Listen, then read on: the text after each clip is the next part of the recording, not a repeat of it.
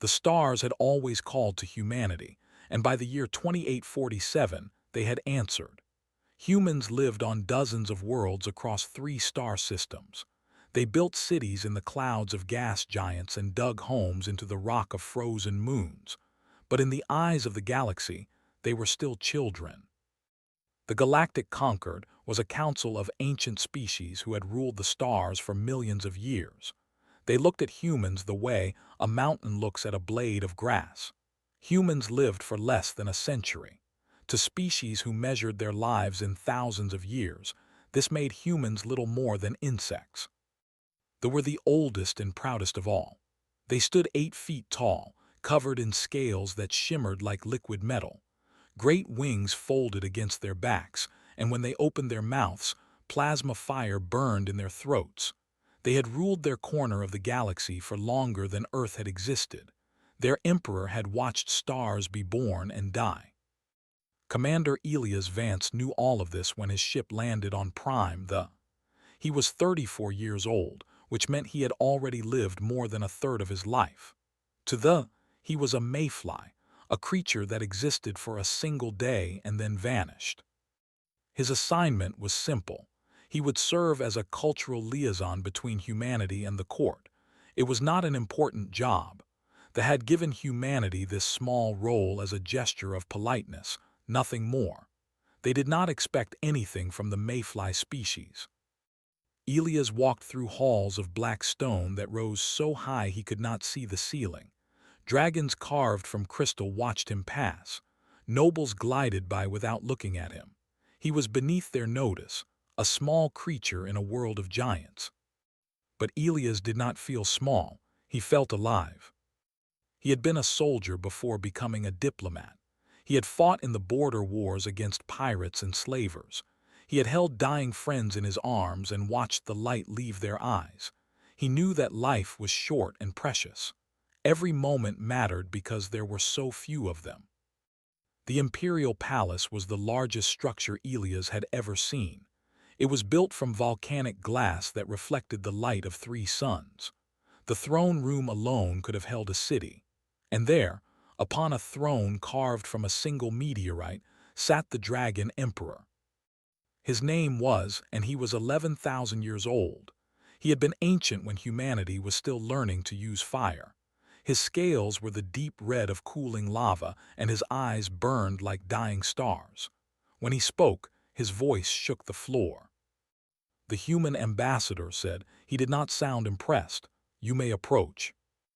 Elias walked forward. His footsteps echoed in the vast space. Around the throne stood the royal family, the emperor's sons, his daughters, his countless.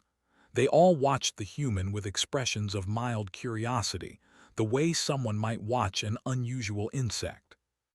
Elias bowed deeply. "Your Imperial Majesty, I bring greetings from Earth and all her colonies. Humanity is honored to be welcomed into your court." The emperor made a sound that might have been amusement.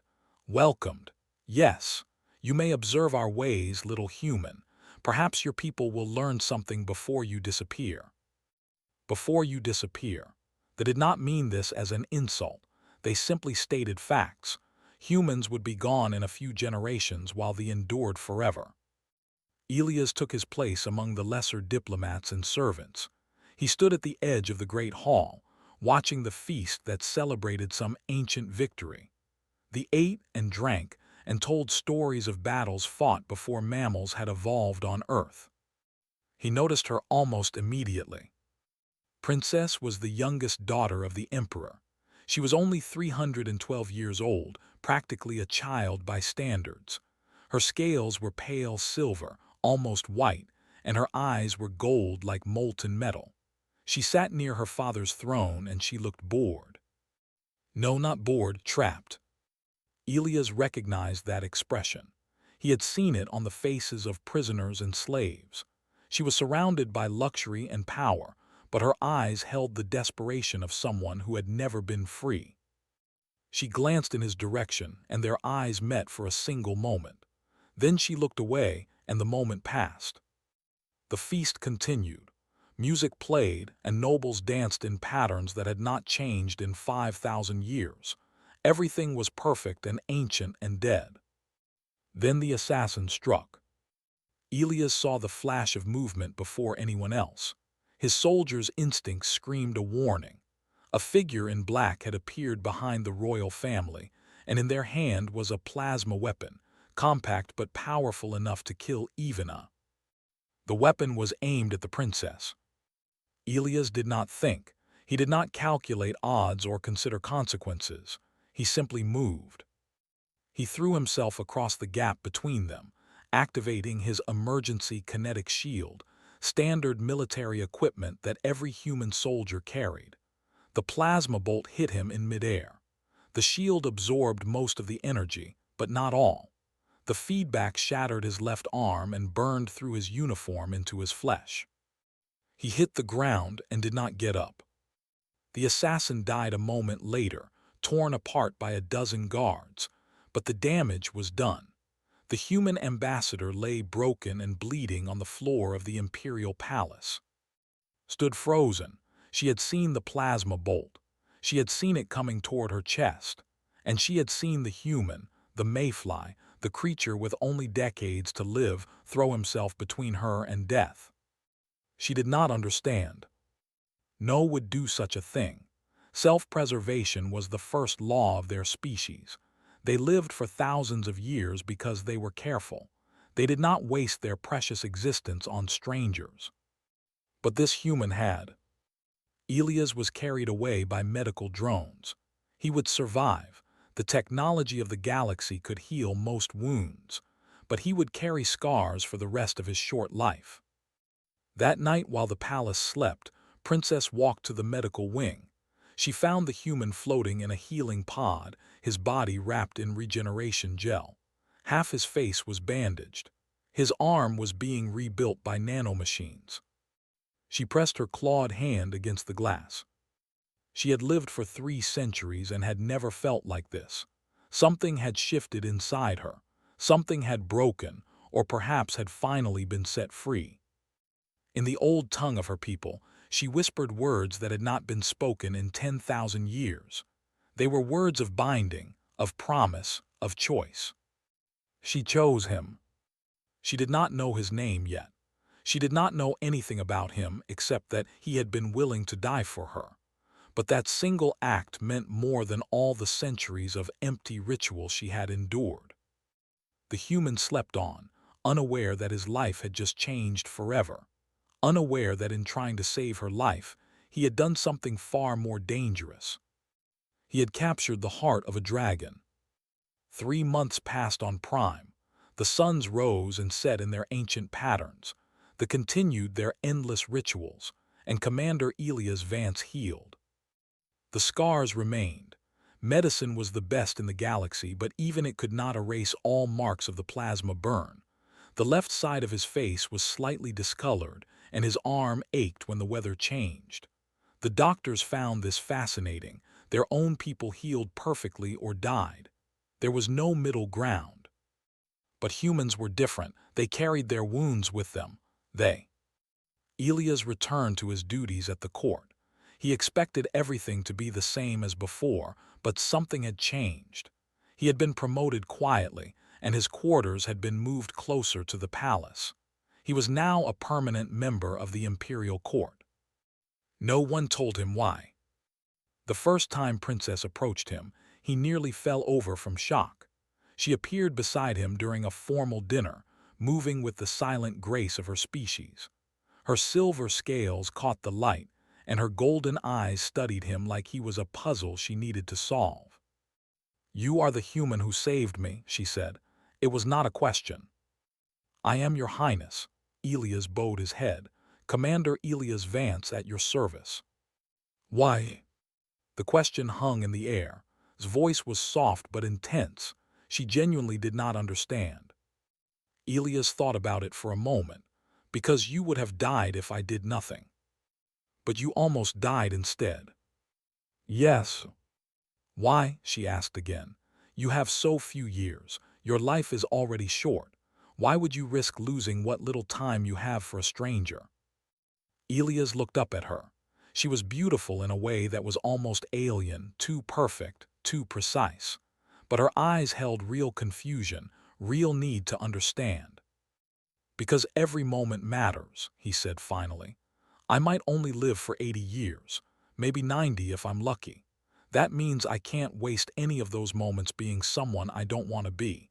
If I had let you die when I could have saved you, I would have had to live with that choice. It would have poisoned every day I had left." Was silent for a long moment. Then she said, "I have lived for 300 years and have never made a real choice. Not once." She turned and walked away before Elias could respond. But she came back, again and again. At first, their meetings seemed accidental. They would encounter each other in the palace gardens or the great library. They would speak for a few minutes about small things, the weather, the food, the customs of their peoples. But slowly, the conversations grew longer. Was hungry for knowledge about humans. She wanted to know everything, their art, their music, their history, their dreams. Elias gave her books from Earth, poetry, novels, plays. She devoured them with an intensity that surprised him. "This writer lived for only 37 years, she said one day, holding a collection of poems. "And yet he created something that still moves people centuries later. How is that possible?" "Because he knew his time was short," Elias said. "Humans create like we're running out of time, because we are." Looked at him with those golden eyes. "We take centuries to complete a single work of art. We refine it until it is perfect. But this," she held up the book, "this is raw and imperfect and alive. I have never read anything like it." Elias smiled. "We call it passion. We don't have time to be perfect, so we just try to be real."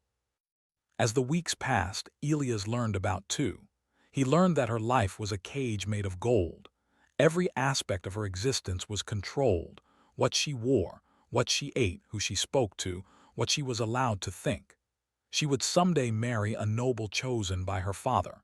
She would produce heirs according to an ancient schedule. She would live for thousands of years and never make a single decision for herself. "I envy you," she told him one evening. They sat in a private garden hidden from the eyes of the court. "You are free." "I'm going to die in a few decades," Elias pointed out. "Yes, but between now and then you can do anything, go anywhere, love anyone, your life belongs to you." She looked down at her clawed hands. "I have forever and none of it is mine." Elias reached out and touched her hand. It was the first time they had made physical contact since he woke up in the medical pod. Her scales were warm, almost hot, and smoother than he expected. "Maybe that's not how it has to be," he said softly.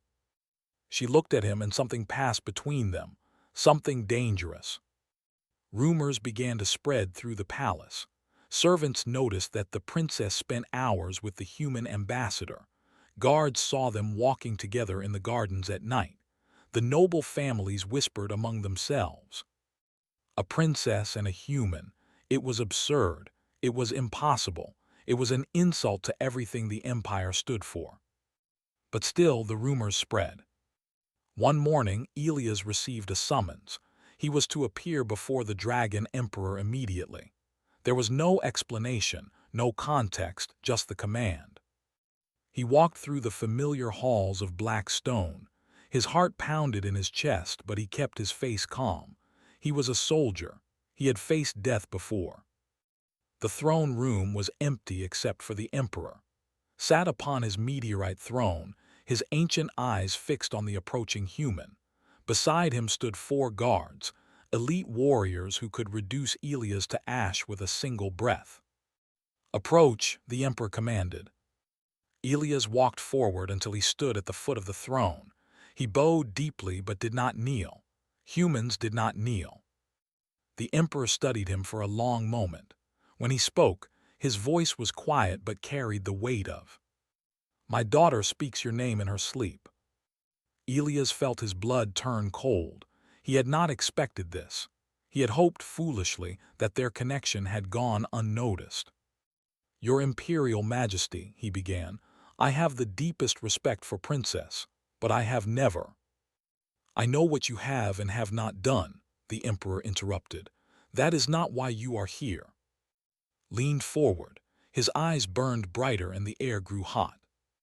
You are a mayfly. In 50 years you will be dust. My daughter will live for another 10,000 years after you are gone.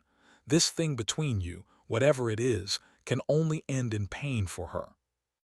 Elias swallowed hard. I know. Then you will end it. You will leave Prime before the next moon rises. You will return to your human worlds and never contact my daughter again. It was not a request. It was a command from the most powerful being in the galaxy. Elias should have agreed. He should have bowed and retreated and done exactly as the Emperor demanded. It was the smart thing to do, the safe thing. But Elias was human, and humans did not always choose safety. What does the princess want? He asked.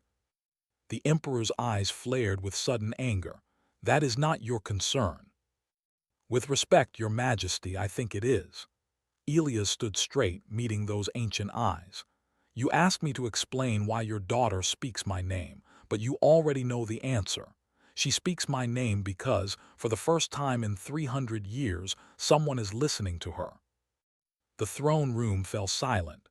The guards tensed, waiting for the order to strike the human down. But the Emperor did not give that order. He simply said, leave now and prepare yourself. A storm is coming, little human, and you are standing in its path. Elias bowed once and walked out of the throne room.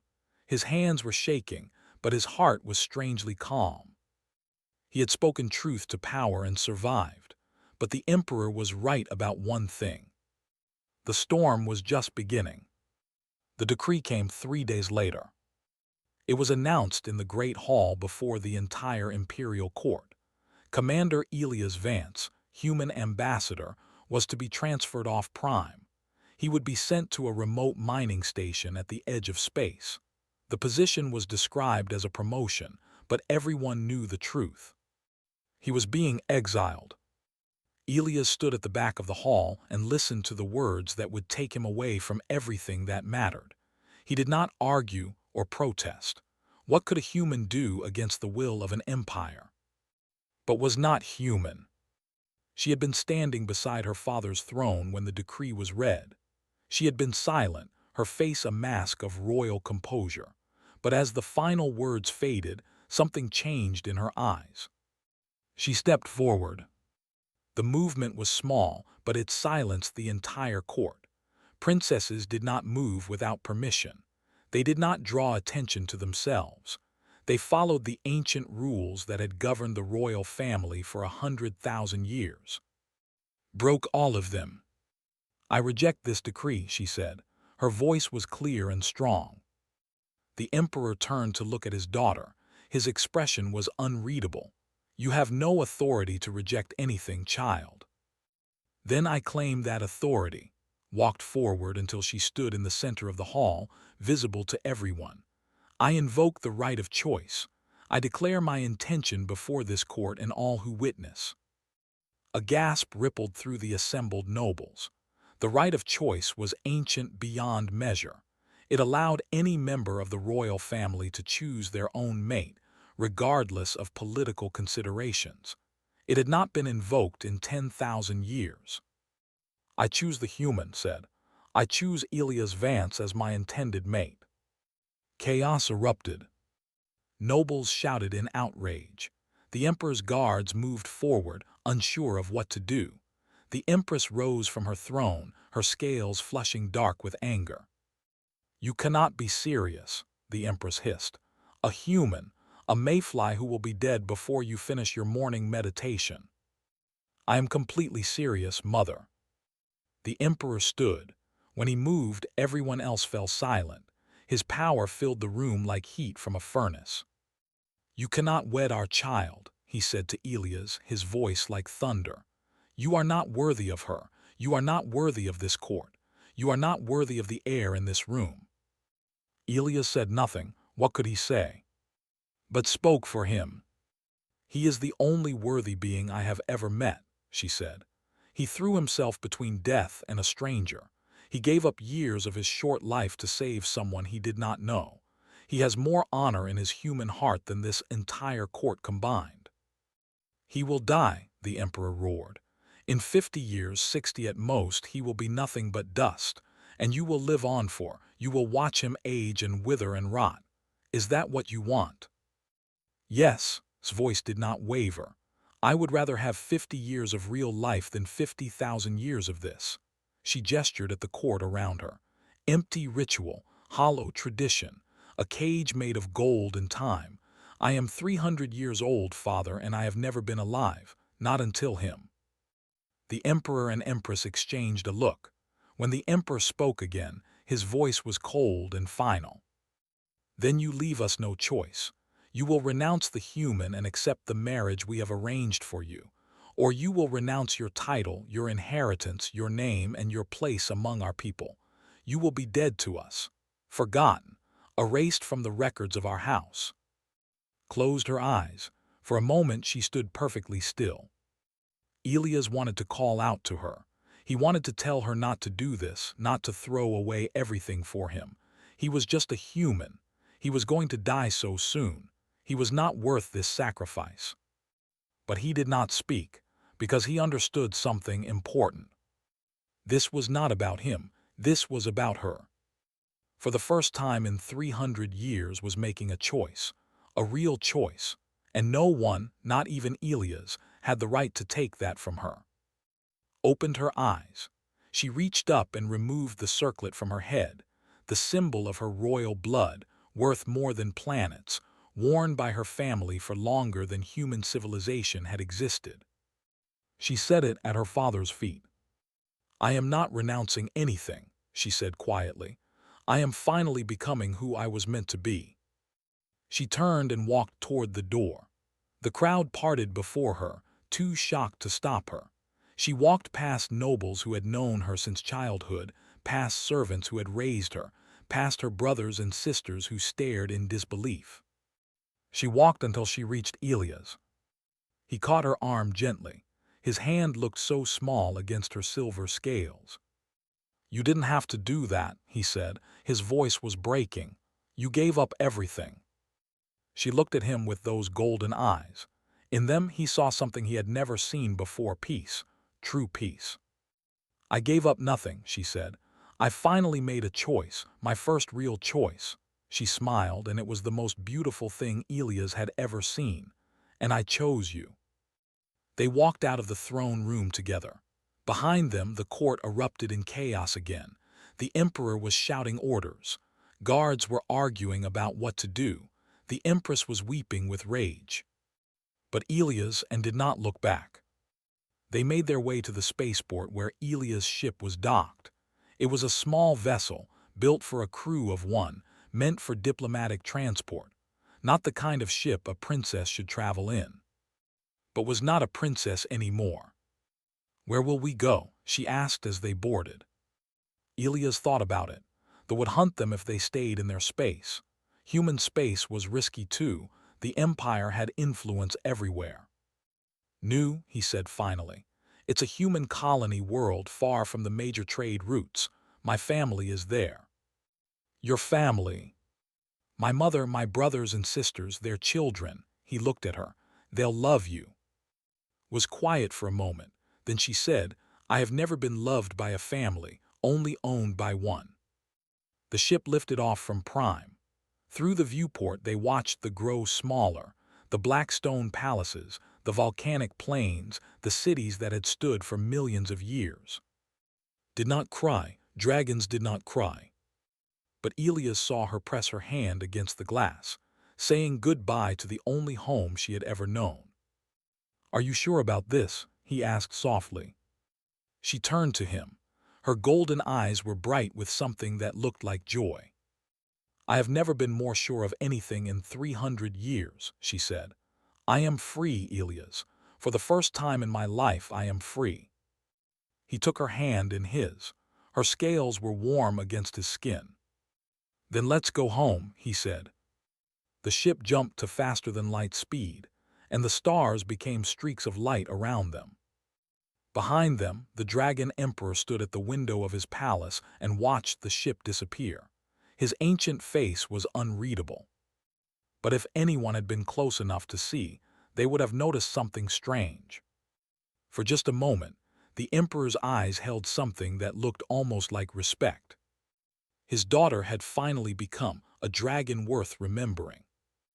New was a world of blue oceans and green forests. It orbited a yellow sun that reminded Elias of Earth's own star. The colony had been established 200 years ago, and now 3 million humans called it home. It was nothing like Prime. There were no palaces of black stone here, no ancient rituals or endless ceremonies, just ordinary people living ordinary lives, working, laughing, loving, dying. The cities were messy and loud and wonderfully alive. Had never seen anything like it. They move so fast, she said as they walked through the capital city. Humans rushed past them, talking on communication devices, carrying packages, chasing children. They are always running. We have to, Elias said with a smile. We don't have time to walk slowly. A child ran past them, then stopped and stared up with wide eyes. She was a little girl, no more than 5 years old, with dark hair and a gap-toothed smile. "Are you a dragon?" the girl asked. Looked down at her. In the court, no child would dare speak to a royal without permission. The punishment would be severe. But this was not the court. "Yes," said, "I am a dragon." "That's so cool," the girl grinned. "Can you breathe fire?" "I can breathe plasma. It is similar." "Awesome." The girl ran off to tell her friends, already shouting about the real dragon she had met. Watched her go with a strange expression on her face. She was not afraid of me. Why would she be afraid? We have destroyed worlds. We have ended entire species. We are the most feared beings in the galaxy. Elias shrugged. She's 5, she doesn't know any of that, she just sees someone interesting. Something shifted in his eyes. It was small, but Elias noticed. Another piece of her old life was falling away. They traveled to the coastal town where Elias had grown up. His family home was a modest house overlooking the ocean. It was tiny compared to the palace. The whole building could have fit in its old bedroom. Elias' mother was waiting on the porch. Maria Vance was 72 years old. Her hair was white, her skin was lined with wrinkles, and her hands shook slightly when she moved. By standards, she was ancient and decrepit. She would die within a decade or two. But when she saw her son, her face lit up with pure joy. "Elias," she rushed forward and wrapped her arms around him. "My boy, my beautiful boy, you're home." Stood back and watched. She had seen many things in her 3 centuries of life. She had witnessed the birth of stars and the death of empires. She had stood before beings of unimaginable power. But she had never seen a mother hug her child like this. Maria pulled back and looked up at. The old woman was tiny compared to the barely reaching chest, but she did not seem intimidated. "And you must be," Maria said. "Elias told me about you, about what you gave up to be with him." "I gave up nothing that mattered," said. Maria smiled. She reached up and took clawed hands in her own wrinkled ones. The contrast was striking, ancient scaled hands held by human hands that would soon turn to dust. "Thank you," Maria said simply. "Thank you for making my son happy." Something broke inside. 300 years of walls and defenses crumbled in an instant.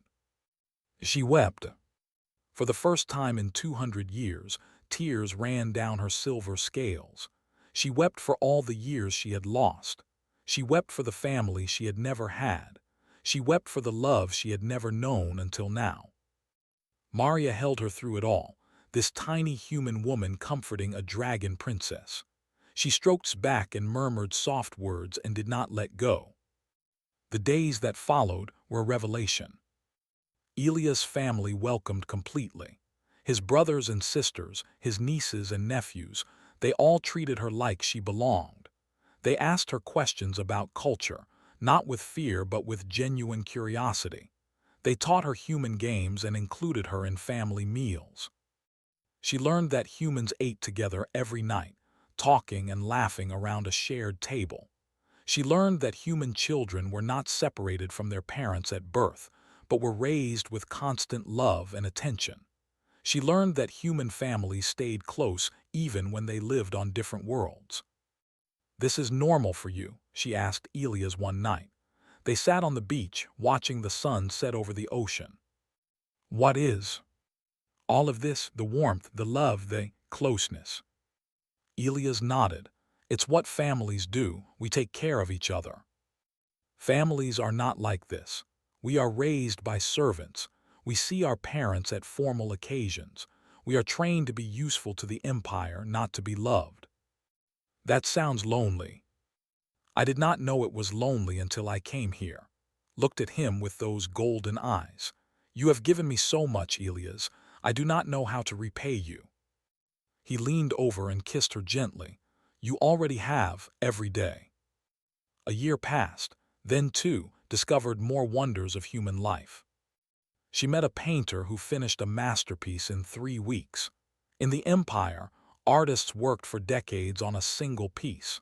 But this human woman, who would be dead in 40 years, had already created hundreds of paintings. "I don't have time to be precious about it," the painter said with a laugh. "I just have to create." She met a scientist who had solved a problem that researchers had abandoned centuries ago. "We didn't have time to give up," he explained. "We only had a few years to figure it out, so we just kept trying." She met an old man who had loved his wife for 50 years, held her hand when she died, and still visited her grave every week.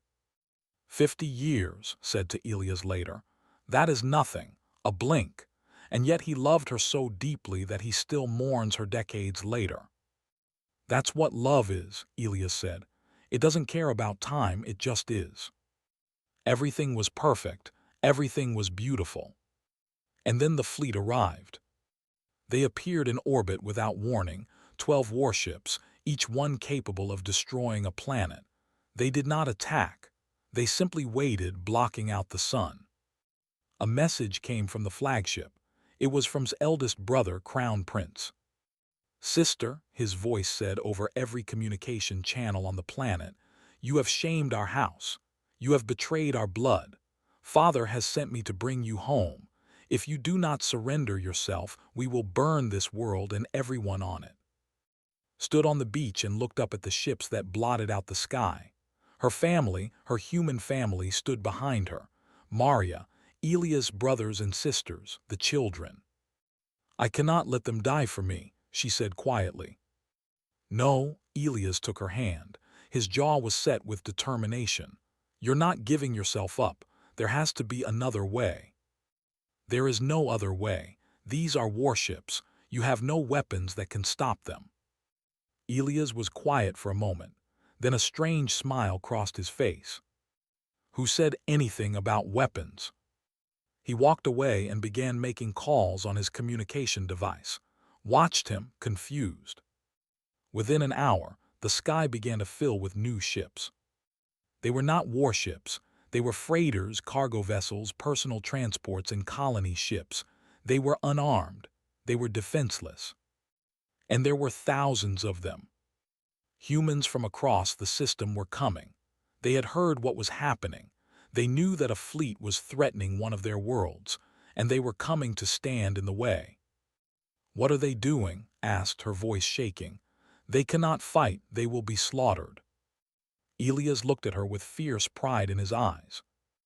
"They're not coming to fight," he said. "They're coming to stand. They're coming to show what happens when you threaten what we love." More ships arrived. Tens of thousands of humans placing themselves between the dragon fleet and their world, unarmed, defenseless, absolutely refusing to move. The largest spontaneous gathering in human history. And on the flagship, Crown Prince stared at his and felt something he had never felt before in his 5,000 years of life. He felt uncertain. The standoff lasted 3 days. 3 days of warships and human civilian vessels facing each other in the darkness of space. 3 days of tension that could have broken at any moment. 3 days of the entire galaxy holding its breath. On the 4th day, Crown Prince sent a message. He wanted to speak with his sister face to face. He would come to a neutral location, a human space station between the fleet and the planet. But he had one condition: the human must come too. Elias and arrived at the station together. It was a small trading post, usually busy with merchants and travelers. Now it was empty except for them and the prince. Was massive, even for a. His scales were deep crimson like dried blood, and his eyes burned with cold fire. He was 5,000 years old, ancient and powerful beyond human understanding. He looked at Elias like one might look at an insect. "So this is the creature that has destroyed our house," said. His voice dripped with contempt. "This small, weak, dying thing." "This small, weak, dying thing saved my life," replied. "Which is more than you ever did, brother." Turned his burning gaze on her. "You shame us, you shame our father, you shame 10,000 generations of our bloodline, and for what?